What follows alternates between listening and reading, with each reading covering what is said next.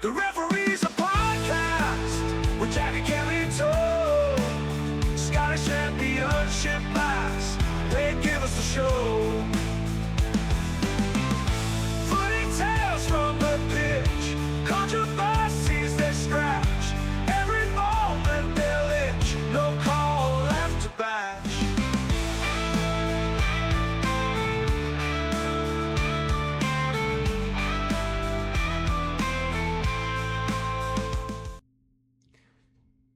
Here we go again. We're back.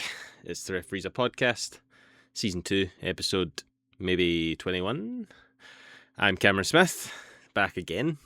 Jack Curry with me. Say hello to these fine folks, Jack. Hello, lovely people. I hope you're all doing well. Excuses for obviously missing an episode last week, so I hope you've not missed us too much. But it's good to be back, Cam, as always. I love these wee hours speaking to you. All things Scottish Championship. You know, we always say it. More of a limelight has to be shone on this amazing league of ours, and that's exactly what we're going to do again. That's it. And you may have noticed we're still suffering technical difficulties. The move to video wasn't the holy grail that we had maybe imagined, and we've been fraught with issues. We even suffered more issues pre-episode today, so bear with us. But we're continuing on, we're soldiering on, and like you say, we're going to talk about the Scottish Championship again today for a little while. We've got a little bit to talk about for sure. Obviously, we missed last week, so we'll sort of allude to bits that from the previous week's games. We'll talk about it, we'll reference it, but we're not going to go in depth into 9 or 10 games, you know.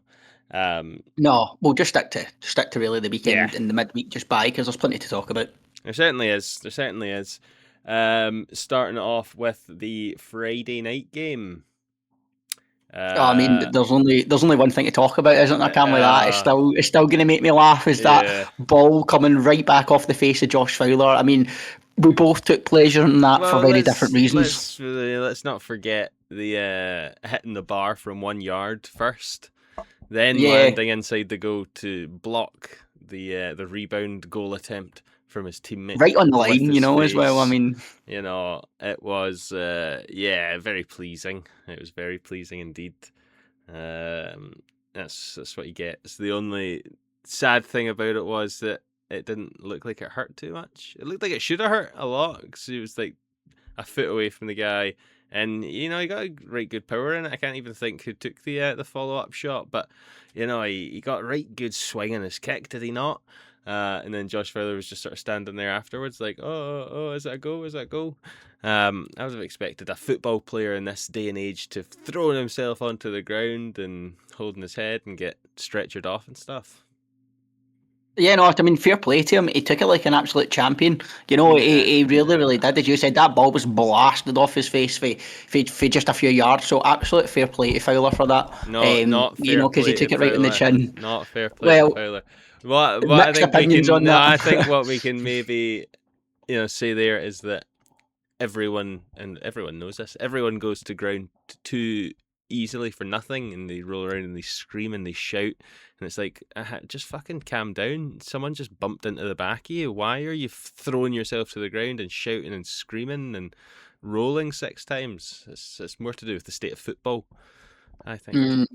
I agree. I agree with you. I mean, I think everybody would agree with you on that. I mean, you see players go down, you know, absolutely nothing. I mean, you even seen in the Scottish Premiership, you know, the red card that was overturned, that was given to the St Mirren player, was it against Motherwell? You know, and the Motherwell player going down, and you just say there's no need for any of that, but. Anyway, we'll stick to championship stuff. Yes. When it comes to that game in isolation, Cam, who do you feel it's a better point for? You know, is it a good point for Wraith at home, or do you feel as though St Johnstone have done well to come out of Starks Park with a clean sheet? I mean, it depends how you look at it. If you look at it in the grand scheme of things, it's a good point for Wraith. If you look at it in terms of how St Johnstone's been doing lately, you know, it's maybe not the best point at home. But I think overall, you know, St Johnstone obviously have a fantastic team. They're maybe just not quite finding their feet with all the new additions in the squad and trying to shoehorn players like Rory Payton into right wing and stuff like that. So they're maybe just not finding their balance. I think if there was a time for Wraith Rovers to strike, it could have been now. So I think for that reason, it's maybe a very, very slightly better point for St Johnstone. But when you're chasing the league title, a point is never really a good point, is it? No, and it's one of those ones where we got on to obviously what happened midweek, but it's been a run of away games in the league here for St Johnstone as well. So I think it's one where it's never a disgrace coming away from Wraith Rovers with a point, but I'm sure their fans would have been wanting all three on the night. I think one thing that was good to see, it was obviously on the telly, but more than 4,000 there in Kirkcaldy, which I think is an excellent attendance for a Friday night game. So fair play to everybody. Yeah. They went out for that, and as I says, we'll revisit St Johnstone when we talk about what happened on Tuesday. But there was 4 massive games to talk about that took place on the Saturday, and a huge scoreline yet again for Arbroath at home. They've dispatched of Dunfermline by 4 goals to 2. What was your reaction when you saw that one? Nothing too unexpected really for me. I've certainly grown 100% over to the team of Arbroath are a really good team this year. They've got a really good squad. They're doing really well, and they can go out and beat most teams most time. So yeah, fair enough. They're the superior team out of the two. They're at home. At a notoriously difficult place to play just due to, very changeable weather conditions and stuff. So yeah, I think, fairly expected. The biggest thing that surprised me is clicking onto this game and seeing that Arbroath only had 32% possession for the entire game.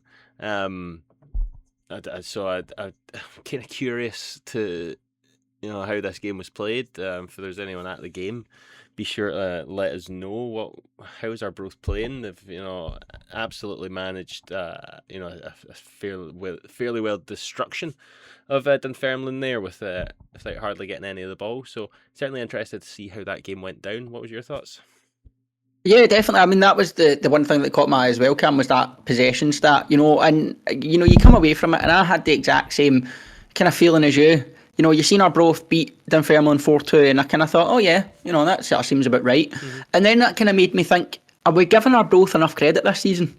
They've just promoted into the league. Now, at the start, no, we didn't. We thought, nah, there's no chance. They're going to, heavy favourites for relegation and stuff like that alongside, your Airdries and stuff like that. But no, it was very quick to see.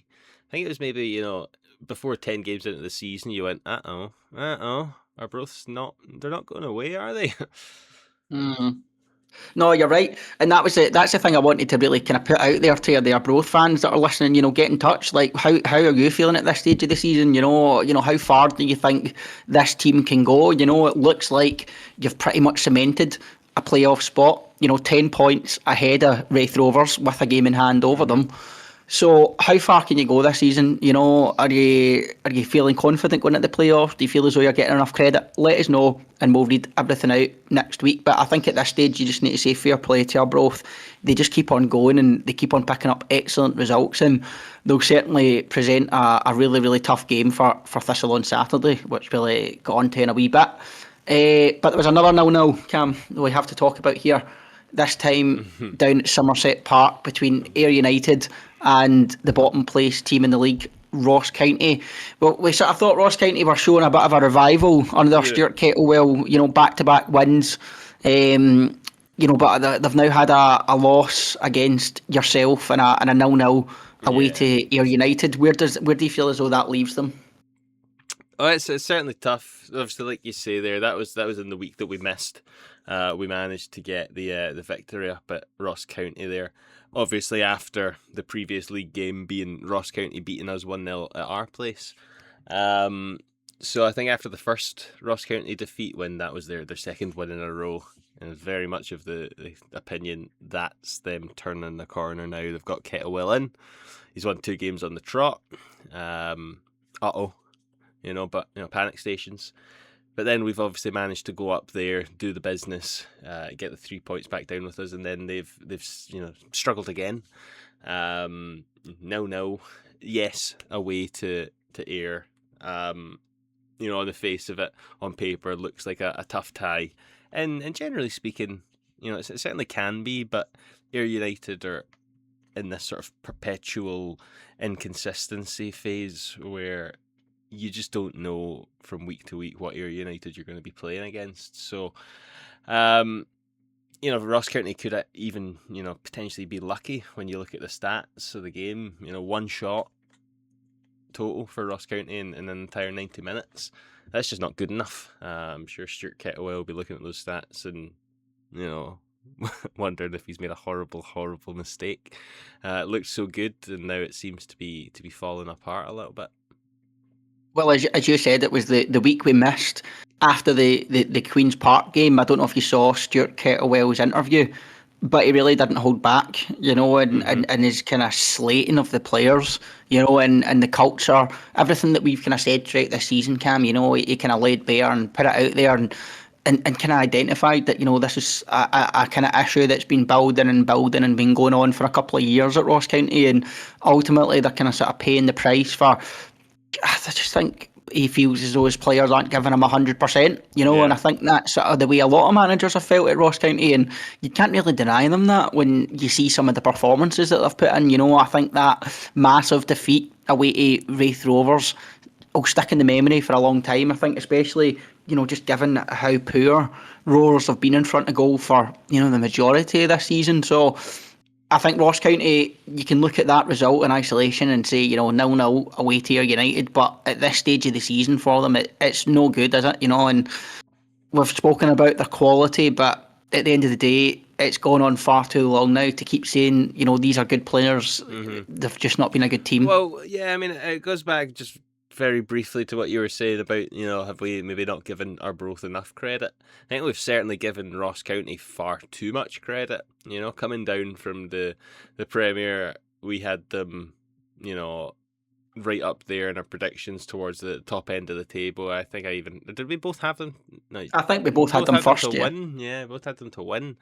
And yes, as the season's gone on, we go, yep, no, it's any time now, Ross County are going to turn it round. They've still got these Premier quality players. But then the more and more it goes on, it's like, well, they were a team of players who weren't of Premier quality, hence the reason they got relegated. And yeah, we've said it all season long, there seems to be a mentality thing here. These are good players, even if they're maybe not Premiership quality players. They're certainly good players, a lot of them. And for whatever reason, there's no performance coming out of them whatsoever.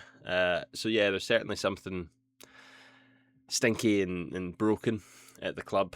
And yeah, look at that result in isolation, like you say, and it's not the worst thing in the world, but a team who've just come down, sitting in last place, unable to get more than 1 shot on target in a game. It's scary looking at it from a Ross County fan perspective, I would say. And I think the glaring issue as well is we saw year after year Ross County in the Scottish Premiership would have a terrible first few months of the season. Yeah. They would then sign all these players in January. They would somehow turn it around, go on a massive run and stay up. Mm-hmm. And they basically tried to do the exact same this year. We've seen the upheaval in January. We've seen the amount of players that were signed, the amount of managers, coaches, turnaround, all of that stuff. And nothing has worked, and it's bizarre. I would still adamantly say that Jay Henderson's up there as one of the best players in the league for me. When he's on his game, you can't really argue, with a player that produces the way that he can. Mm-hmm. But then you look through the rest of the Ross County team, and there's just massive question marks now over a lot of players that, as you said, you would on paper say these are good players, but it's just not working. The interesting thing for me, just to sort of move on from county here on this game, is how disappointed will Ayr United be, though? It's a home game for them. Huge. Against a team that's bottom of the league.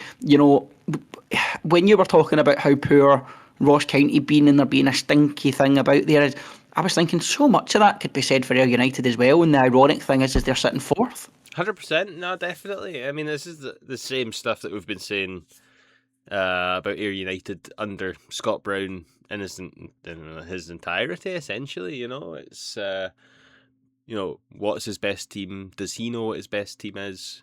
We don't know what his best team is because he keeps changing it all the time. There's a team this week that's got 6 changes from last week, and it's something. Yeah, I think we've said it a fair few times recently, but Scott Brown's time at Ayr United certainly seems limited. I think there's an expiry date on his term now, and I think it is the end of this season. It has to be, surely. It has to be. I don't see them, firstly, finishing 3rd or higher. And secondly, I think even if he was to scrape it back and get 3rd place by the end of the season, I still don't think it's good enough. They want to improve. That's 3rd place 3 years in a row, if they manage to get 3rd place. At least 3 years in a row. I don't know if it was the year before. And then they've invested an awful lot of money, infrastructure-wise, player-wise, coaching-wise. They've spent an awful lot of money, and they want to start seeing some returns from it. And I just don't think Scott Brown is instilling very much confidence. Now, maybe we're saying that from an outside perspective. Maybe if you talk to an Ayr United fan, let's, just for the sake of clarity, say that this is a non-Celtic supporting Ayr United fan. I think they're probably getting a bit sick of it now. You would have to think so. Ayr United fans, you see sometimes on social media there is discontent. On the other side, you can see some Ayr United fans seem to love Brown. There seems to be a right good split amongst their support on him as well. So I think for us, looking as outsiders in, there's massive, massive question marks over how they play, the changes, everything about them. And I know I almost said this to you in a kind of joke, a couple of weeks ago, Cam, was, oh, by the way, if Queen's Park win their games in hand, they're going to be like 1 point off the playoffs, right? Yeah. But do you genuinely think the league is in such a bad state, right, that Queen's Park have had such a poor season, right? And if you win your game in hand against Ayr United, you literally move into 5th and go 2 points off the playoffs. I mean, for Cam, at one stage you were saying we're down, I don't want to go again. Queen's Park literally could have a playoff push here just because everyone else is so bad just now. The fact that we are still somehow only 5 points behind Ayr United in 4th place. Now, granted, Ayr have only played 24 games. So they have a game in hand. Played 25. They have a game in hand on even us, so they do have games to play. Let's not quite rule that out as of yet. But I suppose one of their game in hand is against us. That is our game in hand. So it becomes a slightly more pivotal game at that point. It becomes a massive game now. If a few weeks ago, Cam, that was a weird game. Now that's a massive game. The one thing I will say is what I noticed during the week is there's, at the moment in this league, it's Partick Thistle in the form of the last 6 games that are doing the best, followed by Queen's Park and Ross County with the exact same record, 3 wins, 2 losses, and a draw in the last 6 games. No one has won more than 3 games in the last 6 games in this entire league. Yeah. Which it's quite alarming, It is, and one thing we'll get onto this point later, but all the teams are kind of showing inconsistencies just now. I'll move into the next game, which is Thistle, and this is going to be a move on to my next point as well, Cam, where you're talking about kind of alarming stats and alarming form. It was yet another excellent performance at home by Thistle.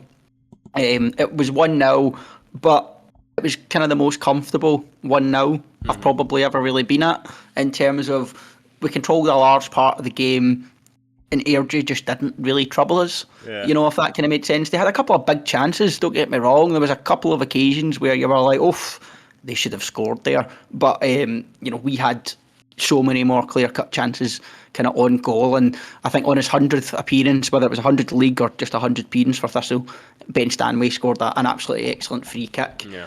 And that's when it takes me on to the kind of point, because, Thistle sitting 3 points behind St Johnstone, I've got the best home record in the league. I keep going on about it, unbeaten at home. I think it's 33 points out of 39 at home.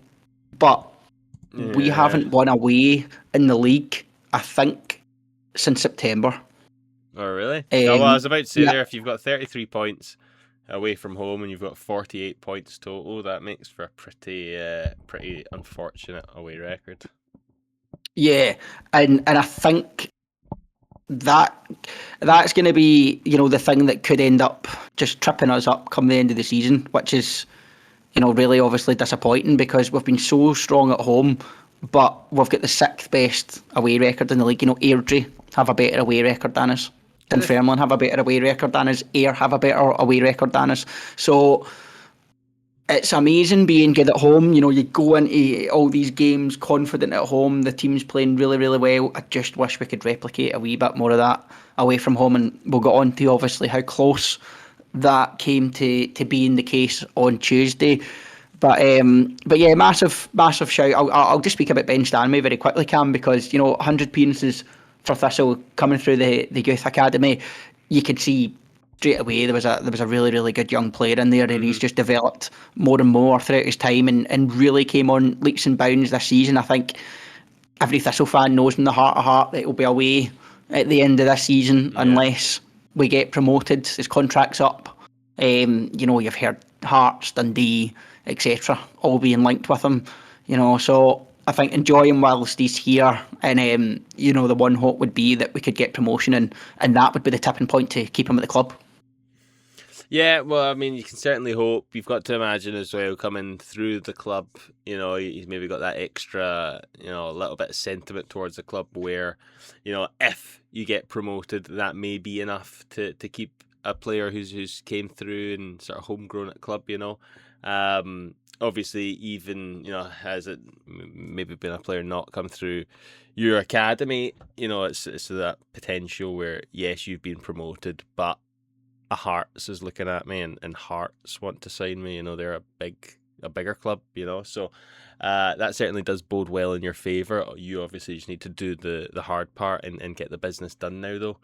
The one thing I want to touch on, though, there, just based on what you were saying about obviously the away form, great home record, but really poor away form. Obviously, it's very much in the fight for the title here. What do you make of your chances for next year in this hypothetical situation that you do get promoted? It's an excellent question, Cam, because I think on paper, when you look at the Scottish Premiership, it's never been stronger for me. When you look across the board, I think I've probably spoken to you about this off podcast before, about how you look at Hearts, Aberdeen, Hibs. I'm sure there's other teams that have all spent. That's surprising me. Well, they're doing really well, but all the teams I mentioned, I'm sure have at least spent £1 million or more on a single player. Oh yeah. And then you bring in a team like Motherwell into the equation that have got an unbelievable manager in Jens Bertalaschi, and they're playing by far the best football in the country at the moment. So when you look at the teams that have went up to the Premiership, Livingston really, really struggled. Yeah. We seen them go up via the playoffs from our league last year, and they haven't won in the league since August. Mm-hmm. So they're obviously in a really, really difficult position. I think if this Thistle team under Wilson was to go up, there would obviously need to be, signings and improvements, etc. made. I think there's a good core to the team. Signing Clark, McPherson, having a player like Stanway, if you can keep him, Samuel and Watt have provided a good combination up front. But as you said, taking that to the Premiership where you're coming up against the old firm, Hearts pushing for a title this season, Motherwell playing the best form in the country. We've not even spoken about, Dundee United, Hibs, Aberdeen, etc. So, well, yeah, we talk about St Johnstone being a hard game, and they got relegated out of that league. The one thing I suppose you can sort of look to is Falkirk. Falkirk went up, yes, granted they went up as champions, but they ended up making almost a bit of a meal of it towards the end there, and they've went up and they've obviously looked pretty good, all things considered, and not really signed anyone. Well. No, yeah, kept a very, very solid team. Few changes here and there, but it's the same thing as we saw when they came up to the Championship. Again, they didn't make too many signings at that point. They're playing up in the Premiership with a lot of players that they played with in League One. So it's And certainly... it looks like they're going to get top 6 as well, you know. So I mean, Falkirk, I think, you know, and when you listen to, you know, phone-ins and whatnot, and you know, they're saying, you know, if Hearts win the league, Derek McInnes will probably win, you know, Manager of the Year, and Jens Bertalascu can feel so hard done by. Yeah. But how hard done by will John McGlynn feel? You know, because I think in any other season, you know, if that was Celtic or whoever, Rangers just steamrolling and winning the league, and Falkirk got in the top 6, surely John McGlynn would be talking Manager of the Year. Yeah. But I think at this point he's probably third pick. Yeah, well, at least, and then you've obviously got to consider the Old Firm bias and the job that Danny Rowe has done since taking over at Rangers. You know, we're not going to talk about the Premiership, but just to hammer home your point, there's a lot of very good managers and a lot of very good teams in that top division, and I think it would be a mighty tough season for any team coming out of this Championship this year and going up into that. Especially considering, you know, the teams that will be leaving are Livingston, and I don't even know who's likely to be coming down with them or going into the playoffs with them. But yeah, it's certainly a tough proposition there. But that's still a wee ways away. You got the Another talk for another day against Airdrie, who struggling once again. You know, it seems like ever since they permanently signed their manager, they've struggled to get any sort of traction. You know, he was a caretaker and he was, you know, trying to show off and show that he can do it. Now that he's got the job, he's resting on his laurels, and it's the same old. It's the same old Airdrie though. They pass it about nice, you know. They keep the ball well, but they just kind of lack a real cutting edge and a killer instinct, you know. So they do play nice football, but as you said, at this stage of the season, they're starting to really need results, and that's because we'll go on to, you beat Morton 3-2 in an absolutely massive result, you know. And I'm sure when Matty Shields, the hero from Dingwall for you, scored their own goal after 3 minutes, you would have thought, oh no, here we go again. 100%. But yeah, 100%. I was going to say an instant response from Todorov. I feel really horrible almost even giving him that goal because it's just hit off of him. But you know, he turned it around quickly for you. See, the thing is, that goal, see if it had been Todorov was a defender, it wouldn't have been an own goal. It would have been a Roddy McGregor goal because it was on target. It's obviously the touch off Todorov has redirected it. But it's weird that, you know, it works the opposite way around. You know, if it's a defender, that's not an own goal, but if it is an attacker, then it's their goal. You know, weird way of classification. But yes, it was. Yeah, it's a celebration. Watching it at the time at the Lesser Hampden, you know, where we sit, you don't get a great view down that side. You can't really see too much of what's happening. So you couldn't really tell what kind of touch Todorov got on it. It wasn't until you saw the celebration you thought, oh, he must have got a good touch. You know, he's wheeling away, celebrating pretty hard. It must have been a pretty nice wee flick or goal or something like that. And then you saw that highlight and you're like, he didn't even know what was happening there. Like a good striker. That. So no, that was good to see him get off the mark.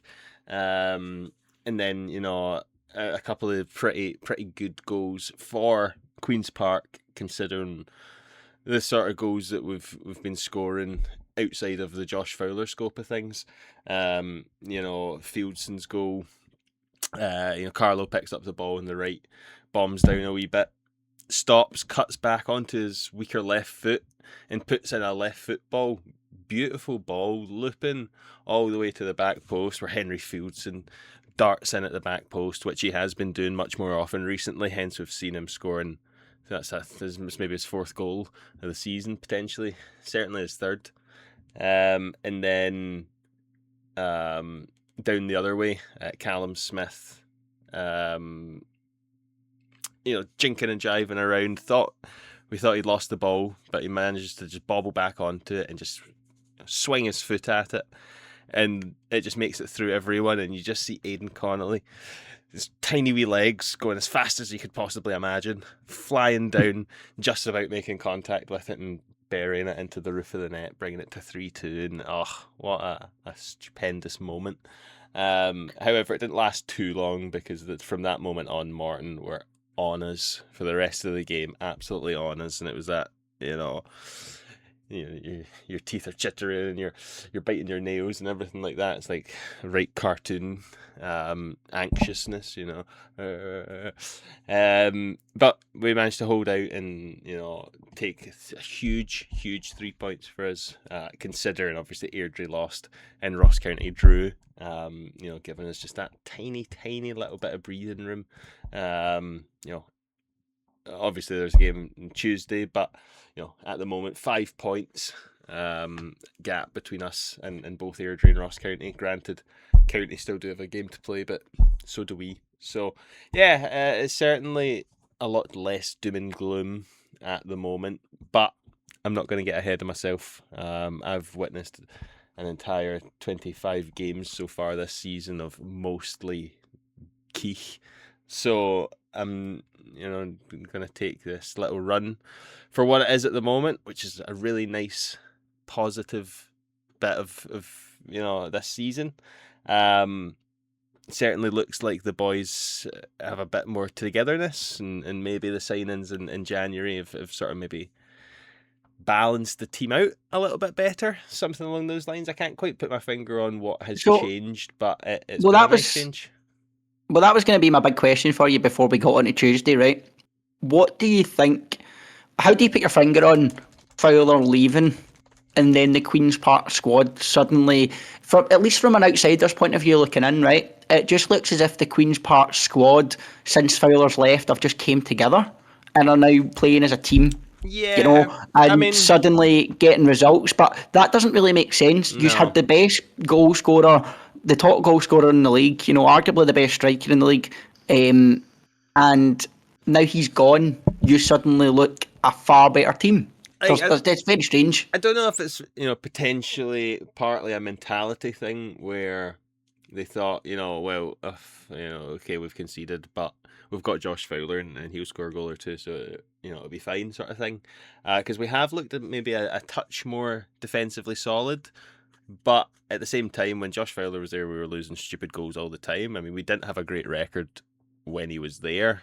He's just the one who dug us out of a few holes when he had the chance. But I don't know. Yeah, maybe it is. Maybe he was a bit of a toxic atmosphere. The one thing I will say is we questioned it at the time. Obviously, at the time of the move. So that was his first goal that he scored. Oh, damn it, we've not got to that yet. But he scored. He scored against us. Let's go on to it now. Yes, because I want to talk about Queen's Park first, right? I want to save Thistle for last, right? When we talk about this, I want to talk about Queen's Park first. So Fowler took the lead.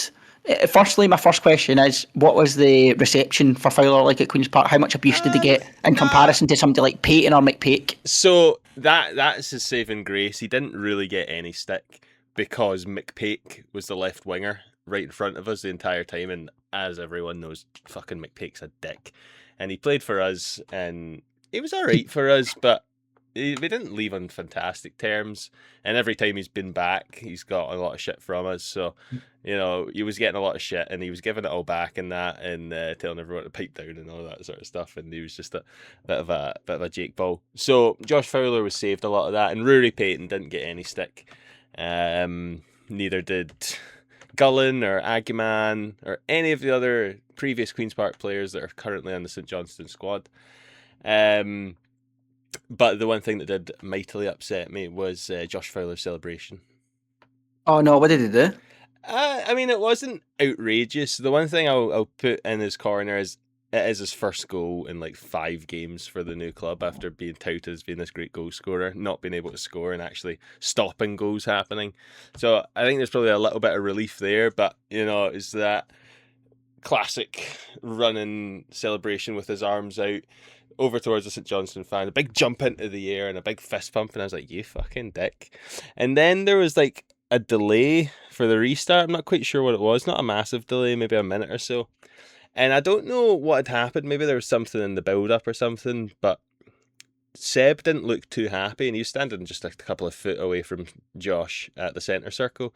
And Josh looks like he's giving, he's like, it looks like they're like arguing about something, and they were best pals. So I don't know if maybe Fowler's done something in the build up or fouled Seb or something like that, or maybe Seb's gone like, why the fuck are you celebrating like that for, and then Yeah. Josh giving it back. So there did look, it sort of gave me that idea where I sort of had the thought of it before, that Josh Fowler is just he's not got like that sort of loyalty in him. He's always just gonna be looking out for Josh, and there's nothing wrong with that. That's probably how you get further and further in the game. But yeah, it just it felt a little bit like, right, okay, get it up, you sort of thing. And then obviously they were obviously all over us all game long. The second half, where we sit, the Queen's Park fans, or where I do anyway, in the far left, we didn't see an awful lot of football in the second half. We came into it a little bit as the half went on, but realistically it was sit in and hold off.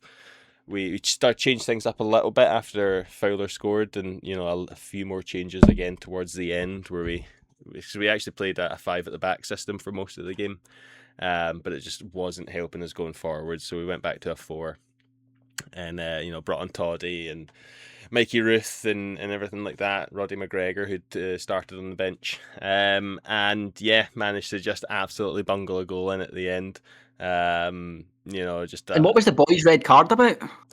So again, because the celebration is happening and you're all jumping and celebrating and shouting and screaming, I couldn't quite see. We started, grabbed our attention with the ref whistling and stuff like that, and looking over, and Matty Shee was on the floor, sort of surrounded by St Johnstone players, with the rest of the team sort of 5 meters ahead, running off towards celebrating and stuff.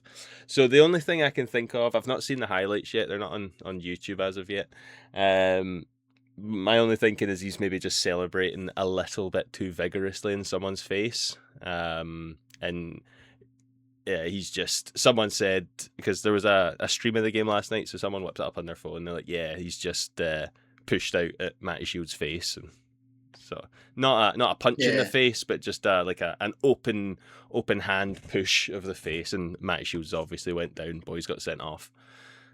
You still can't. You can't. Whether Matty Shields is over celebrated or not, you still can't do that. We can't condone somebody. And from a St Johnstone perspective, that's Morgan Boyd's. A starting centre back going to be out for at least 2 games, maybe 3, if it's going to be classified as violent conduct. Mm-hmm. So it's going to be a massive blow for them. In the upcoming games. You look at every game now for St Johnstone and Thistle at the top. With how close it is, it's going to go all the way. And I suppose that gets.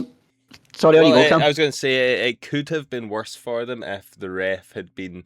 So I'm not going to go too much into the ref in this game, because I just honestly don't understand like the logic behind a lot of his decisions, nor where the idea came from. We're not going to go into that because I could be here all day. But had he been paying a bit more attention, St Johnstone could have.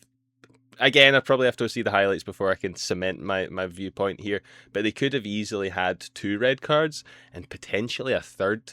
Josh McPake almost threw Aidan Connolly to the ground at one point in rage because he couldn't get past him. And then another boy, super late 2-footed challenge, only got a yellow card for it right on the edge of the box. So it could have been worse for them. So I think they probably will be counting their lucky stars that they managed to get away with a point, and only 1 red card on the day. So, big point for us. Unfortunate for them, but get it up them, they stole our player. Yeah, and then that takes me on to what happened up at East End Park. So, to give you a wee bit of context, Cam, I was sitting last night, literally just with my phone, constantly jumping between the 2 games scores, just on Sky Sports score app, and I seen you equalised, and obviously the St Johnstone player got the red card, and you're thinking, oh my god, because Thistle were 2-1 up at that point. Logan Chalmers just gave us a lead after 15 minutes. 1-0 at half time. You're thinking, good, solid, take that all day long. They score within 5 minutes of the restart, and you're thinking, here we go again. Hopes were fucking raised when you seen Alex Samuel get that goal in the 66th minute, and we're holding on. 98th minute comes, as I said, Queen's Park equalised. Thistle were a point behind St Johnstone. And then ex-Thistle player, Kieran Ngwenya, goes up and scores in the 92nd minute to make it 2 points dropped. Yeah. And just, I was so gutted, Cam. Aye. You know, and you know, absolutely gutted. Obviously, I couldn't be there. You know, travelling up from England midweek when I've got work the next day. So, you know, wasn't there. But you know, seeing the group chat go off and everybody so gutted, and you know, I think the real consensus is kind of yet again away from home, we didn't really play that well. Mm-hmm. You know, that even though we scored a couple of goals, and do you know what the real sickener was, Cam? Was again, I've not seen the highlights like yourself. I did try and find them earlier, but I couldn't see them. Apparently, though, we had a corner just before Dunfermline scored, Right. and on the 90th minute, and instead of you know, just holding it at the corner, we sent everybody up and tried to get a third. Right. And I think we're effectively caught in the counter, Yeah. gave away a free kick, and then they lumped it in the box and scored from it. So, you know, you look at game management. I was about to you know, say that. Yeah, literally those words. Game management needs to be better there. I think especially when we're away from home, and I was going to go back to the stats I was talking about earlier with Thistle's contrast of home and away form. There's only one team in the league, Cam, that have conceded more goals away from home than Thistle all season, and that's Queen's Park. Yeah. You know, we've conceded 20 goals away from home alone this season. We've only conceded 30. So it's double the amount of goals conceded away from home as at home. You can coincidentally have conceded 22 goals away from home. But yeah, so an absolute sickener. I think the more today went on and the more I reflected on it, we're still in an excellent position. You know, it was a massive opportunity missed yet again last night when St Johnstone dropped points. We seem to also drop points in the same week, which is really, really frustrating. But over this season, we have now closed the gap to 3 points. You know, the only thing that separates us is St Johnstone's win against us at McDermott Park on the opening day of the season. They're not playing their best stuff by any stretch of the imagination. Their home pitch is in an absolute state. Yeah. So it's not all rosy and sunshine for St Johnstone, and you know it's not all rosy and sunshine for Thistle. So I think this title fight is going to go all the way down to the wire. And if I'm being totally honest at this stage, Cam, I'm just glad that for now Arbroath are far enough away that it's not a 3-horse fight. Yeah, I don't think we've got too much to worry about in that side of things. Obviously, they do have a game in hand, which can bring them within 5 points of yourself, which starts to make things a little bit more squeaky. But yeah, I don't think they quite have the quality in them to realistically push themselves into that title challenge. A lot of quality in that team and a lot of fight.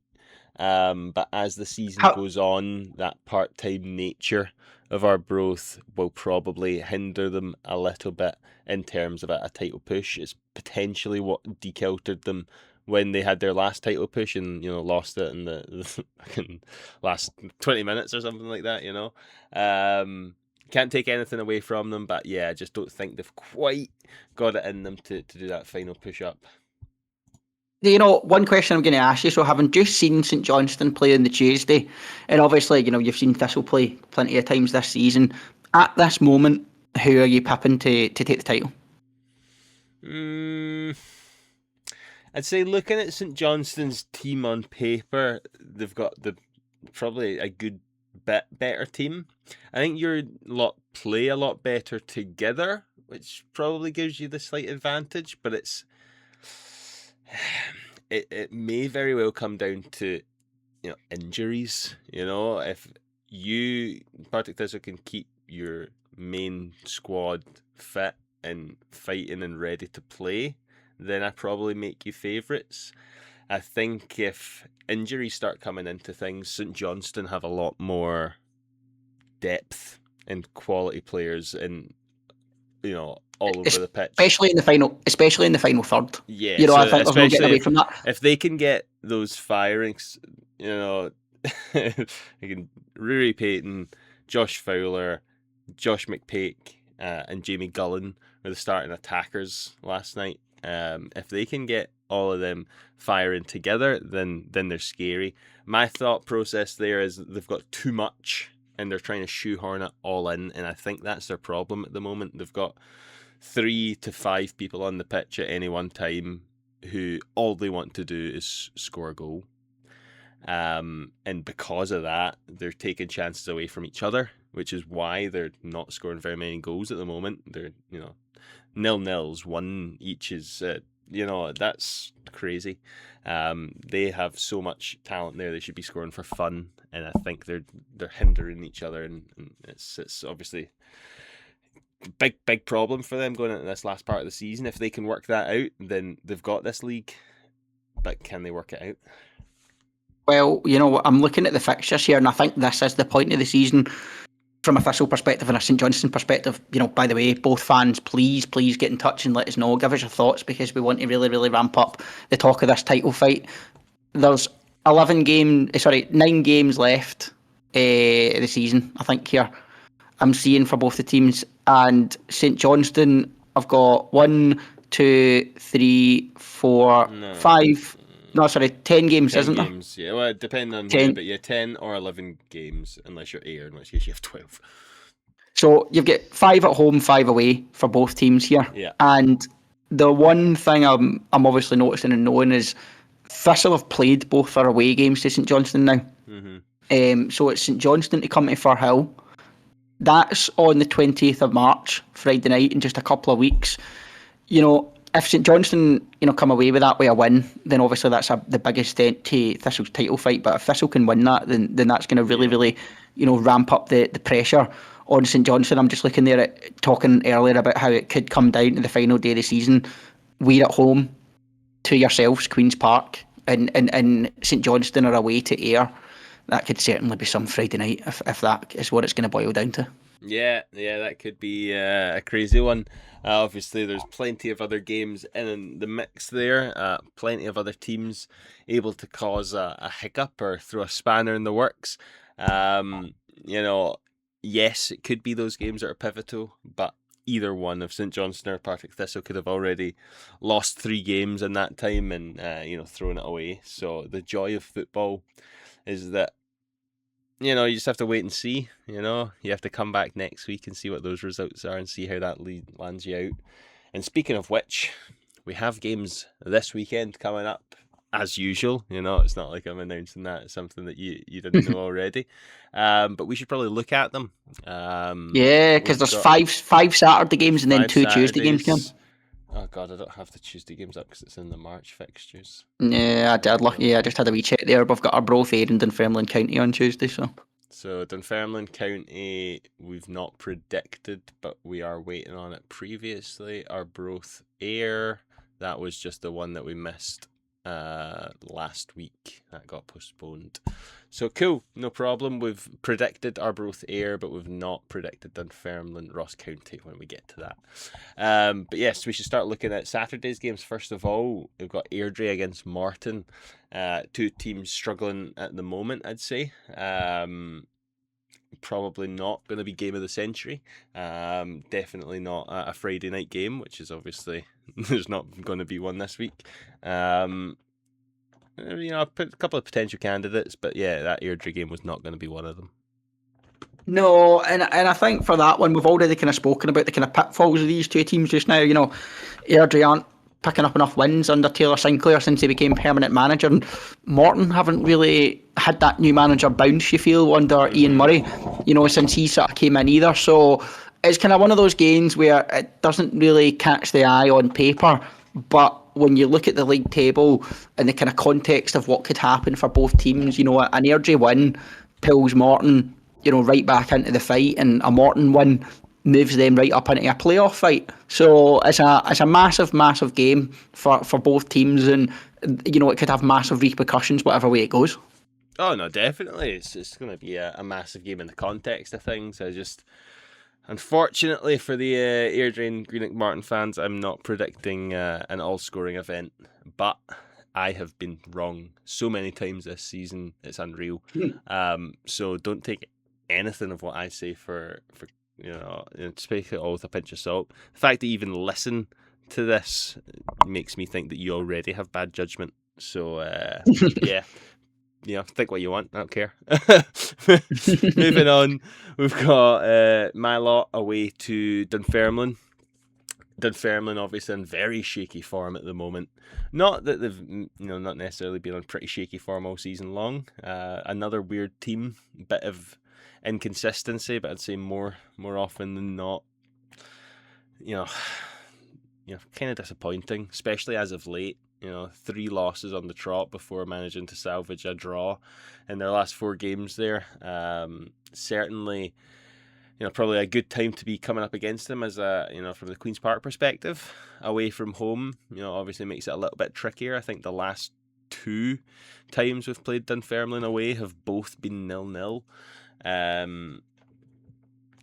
And obviously we don't have the league's highest scoring striker anymore. So yeah, I mean, we'll see how it goes. We've started finding goals in other locations of the pitch, just not in huge quantities.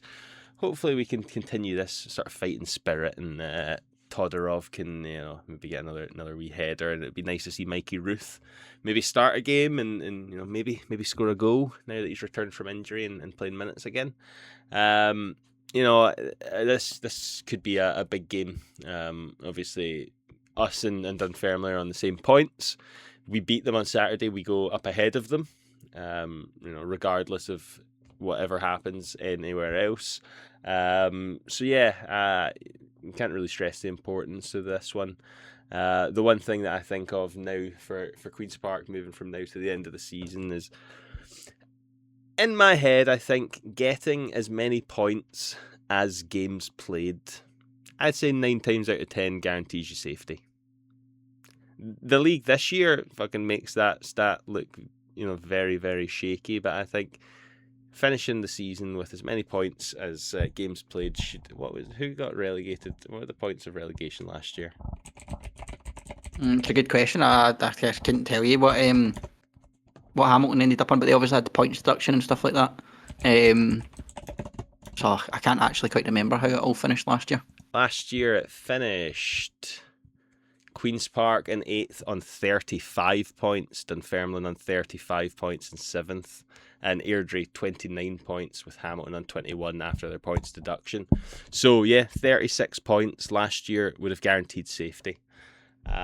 So if Queen's Park can look to get 8 more points out of their last 11 games, which doesn't, with the form that has been displayed at the moment, doesn't sound outrageous, then I think that should be at minimum the goal that they should be looking towards, highlighting the games that they maybe have the best chance in, and seeing what they can do. I think this might be one of the games that they would highlight as one of the ones that they've got a good chance in. So we need to see the same fighting spirit on Saturday, and hopefully a good result. Yeah, it's a massive game again. Again, exactly what I said for the Energy Morton game. Repercussions in the result are huge here, so it'll be an exciting one to see what happens. Yes, definitely. And then your lot are up on Saturday, Partick Thistle against Arbroath. What are you thinking about this one? They're all quite big in this same sort of regard. All quite important for the way the league is going to end up. 100%, Can you? It's huge this week when you kind of see who's playing who, and what it could mean. We spoke about it earlier. Arbroath have got that game in hand. If they can win at Firhill and then win their game at hand, they move 2 points behind Thistle. I think on the flip side, if Thistle continue the really impressive home form and pick up all 3 points, then we can kind of categorically, it's a two horse race there on in, for the title. But I think at this stage for Thistle, performance levels can go out the window. It's just all about getting the wins. I've spoke about it. The home form's crucial. We can have no slip ups here. Yeah, no, definitely.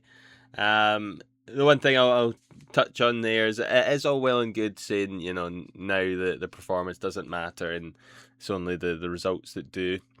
But obviously those two things go hand in hand. You can't, scrape, 5 games 1-0 and hope that that's going to give your players the same sort of energy and motivation as going out and, performing really well and playing well and scoring good goals.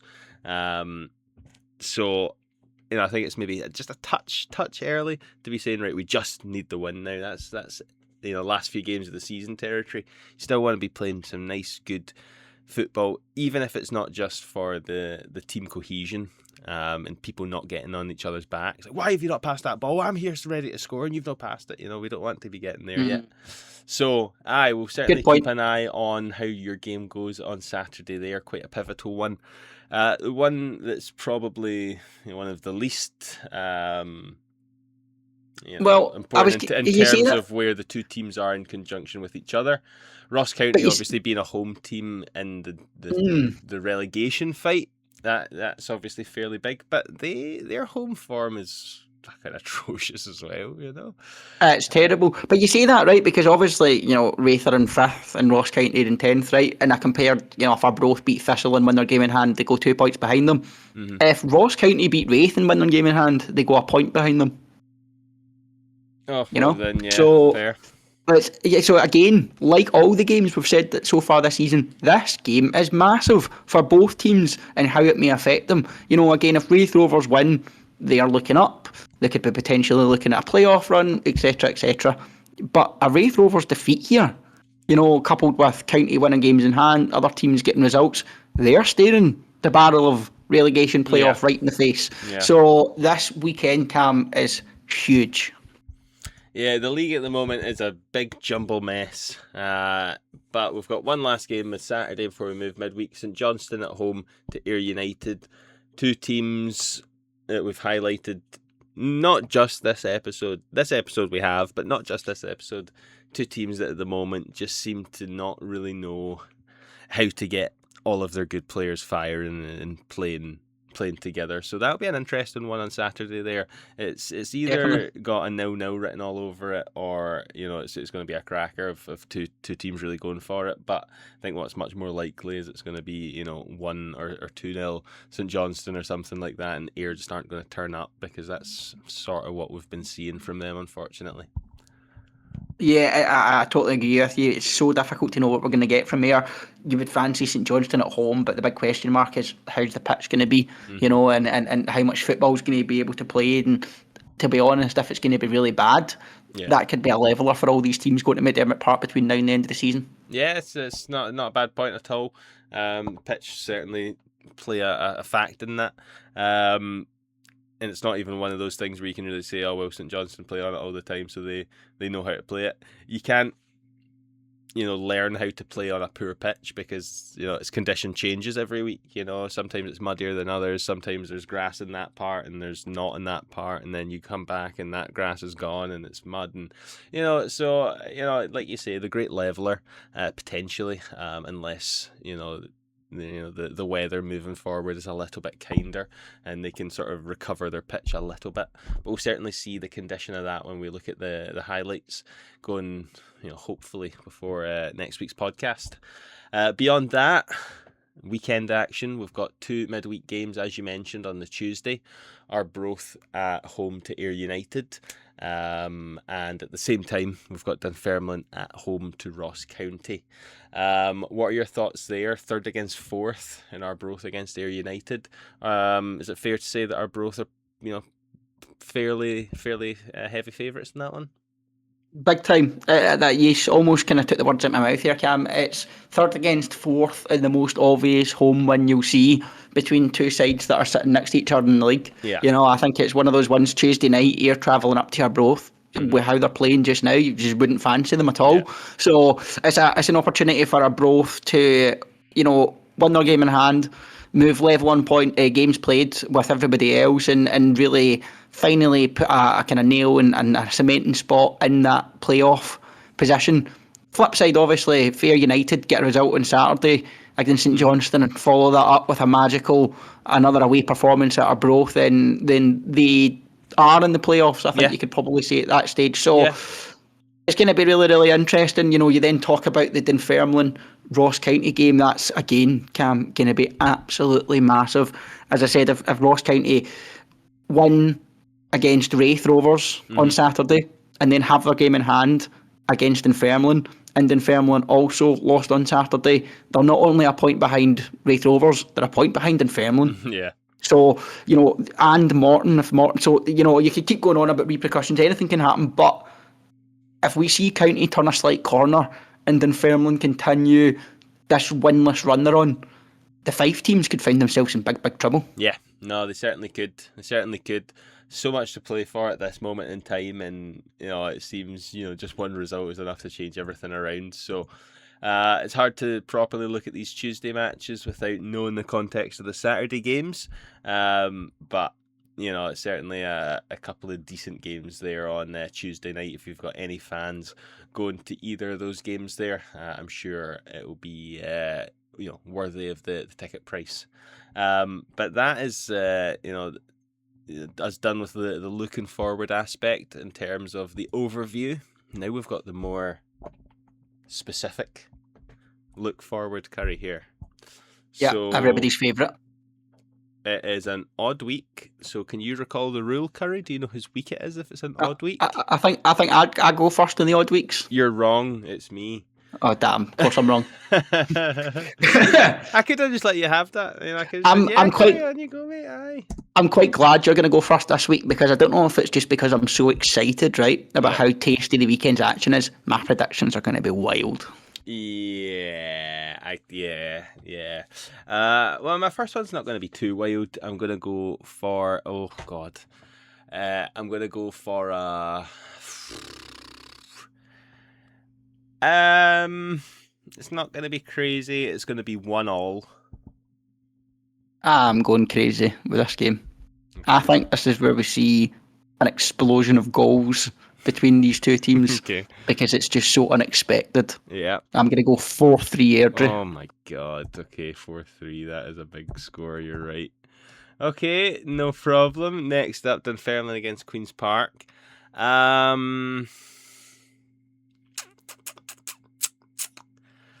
You know what? All things considered, I'm going to do what I thought was unthinkable even just a few weeks ago, and I'm going to go Dunfermline 0, Queen's Park 1. Oh, giving your team the credit on the road. I think this is actually the trickiest game to predict for me. I really do feel it could go either way. I'm going to play right down the middle, though. I'm going to say 1 each. 1 each. Not going for the same scoreline of the last two games of 0-0. Not quite. Partick Thistle against Arbroath.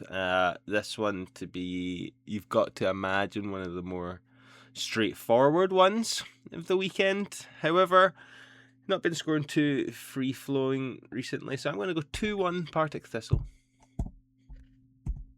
You know, Cam, I've got a really bad feeling about this weekend. And I just don't know why. And I think I really want to predict what my bad feeling's telling me, because I just think that's what will happen. But I'm also finding it really, really difficult to go against my own team. Especially at home. I don't think... I was thinking about this earlier, actually. I don't think I've predicted Thistle to lose one game this season in our prediction. Probably not, no. I can go back at some point and look at the St Johnstone game and see what you predicted for that. It's the only one I can imagine. And I hope I'm just going to do this, right? And I'm going to be wrong and we will win. But I'm going to say 2-1 Arbroath. Oh my goodness. Right. 2-1 Arbroath is now locked in. Ross County against Wraith Rovers. God, they're both pretty dire. I'm not going to put any faith in County's home form, and I'm going to go 1-0 Wraith Rovers. I'm just going to keep my gut feeling of madness going, and I'm going to say 3-0 County. Oh my goodness, that is madness. It's certainly possible, though. That's the thing, it's madness, but it's not at the same time. It's this league, as we've touched on quite a lot today. I think we're maybe just noticing it now, how mental it is and how all over the place it is. This game, last one, St Johnstone against Ayr, I don't think it'll be all over the place and mental. I think I'm going to go back to what I said during the podcast, and I'm going to say 2-0 St Johnstone. I think part of my bad feeling for Thistle comes because I think Ayr are going to beat St Johnstone on Saturday. I think that the state of the pitch at St Johnstone, if it's still as bad as what I believe it is, Mm-hmm. is going to help all these teams. And I'm going to replicate the scoreline I've predicted for Hull, and I'm going to say 2-1 Ayr. And like I say, we've already predicted one of the midweek games. We've already predicted Arbroath Ayr. Is that the midweek game? Yeah. Yeah. Okay, What did we predict? I'm not telling you. I'm going to Okay. keep it a secret. Or do you want me to tell you? Or do you want to guess? If you guess it right, I'll tell you that you were right. I'd say at this stage, I'd probably predict like a 2-1 Arbroath win. So what I'll say is that was my prediction. Damn. Oh, well. I'll just keep my original in. Don't tell me. You can let me know later. I wasn't going to tell you. You had to guess it to be told. And then the other game is Dunfermline County. So we've not predicted that. That was back from game week 21, if you can believe that. Dunfermline against Ross County. I'm going to go one each. I'm going to go a draw as well. I'm going to say 0-0. 0-0. So I'll just recap that one because I'll lose that in the list. The recap there, Dunfermline against Ross County, Tuesday night game. We've both went a draw. You have went 0-0. I've went one each. Back to the Saturday games. I've just scrolled past them all. There they are. Airdrie against Morton. I've predicted a 1-1 draw. You've predicted Airdrie to take that one 4-3. Dunfermline against Queen's Park. I have sided with my boys with a 1-0 victory. You've predicted a 1-1 draw. Thistle against Arbroath. We've both went 2-1 here. But opposite sides of the spectrum. I've taken Thistle for the home victory. You've taken Arbroath to beat your team at home. County against Wraith Rovers up next. I've taken Wraith to get the 1-0 away victory, and you have taken them to get the 3-0 home victory. St Johnstone against Ayr. I've went for the 2-0 St Johnstone victory, and you've went another one slightly out of left field with a 2-1 Ayr United away victory. Absolutely, Cam. I'm now regretting half my picks there, but so be it. Well, sometimes you've got to take risks in order to Fortune favours the win this bold. game. I mean, you probably look in the other things. I've probably just went mostly favourites down, except maybe Queen's Park away. Whereas, like I say, you've went out there with some of them. So fortune favours the bold, or something along those lines. Absolutely. But that's us. This is another podcast done. Episode 21, season 2. The Referee's a Podcast. Thank you all if you've managed to stay listening to this slightly longer than recent week podcast. It's been a blast as always. So thank you very much. Hopefully we'll see you all coming back and listening again next week, where we'll look into the deep dive of what is sure to be a bonkers weekend of football.